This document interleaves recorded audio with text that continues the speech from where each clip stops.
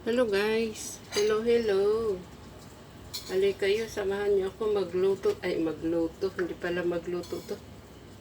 Magagawa ng ating almusal. Kaya lang, mali ang pag-slice ko ng aking tomato. Dapat round. Pero okay na yun. I-slice ko na. So, wala nang magawa. Ito yung cucumber. Ito, laman ng isda. Kahit anong isda, basta walang tinik. Depende sa gusto nyo. Gawa-gawa ko lang ito ha. Hindi ito yung special na recipe. Basta my own way. Yan. Pipit-pitin ko ng smash ko lang. Maliit lang ito, mga 1 spoon siguro. Isang slice. Tapos lagyan ko ng konting salad dressing. Konti lang po ako naglalagay. Para lang magkalasa ng konti. Simple lang po tayo. Mahal ang take out.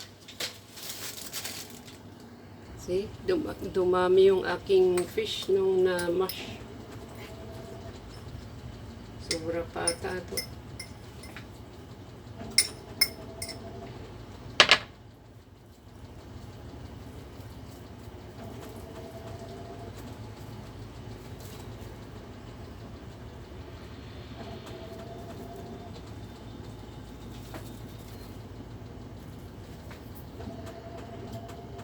Lagay na natin lahat para lalo tayong mabusog.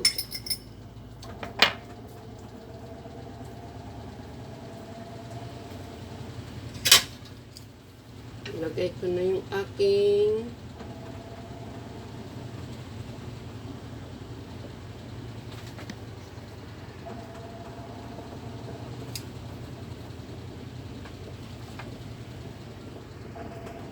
gusto ko yung maraming cucumber, kaya lang hindi pwedeng pero pag yung yung kinuskos or mas marami ang mailalagay dun.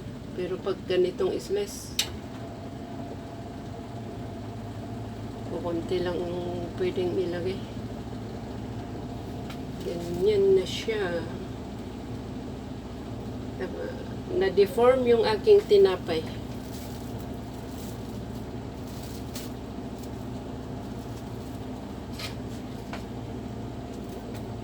Ayaw kong i-slice eh. Kakainin ko din naman lahat. O di, ganyan lang.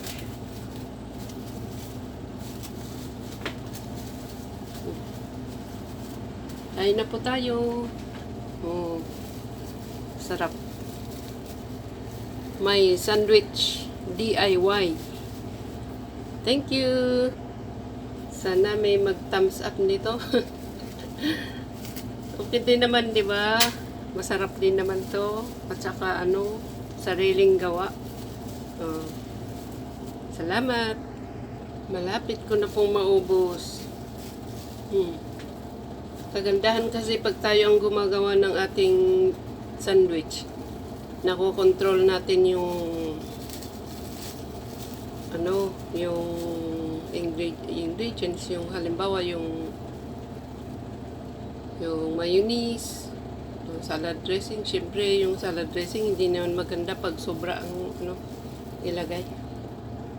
Kagaya nung patty, yung nilalagay sa burger.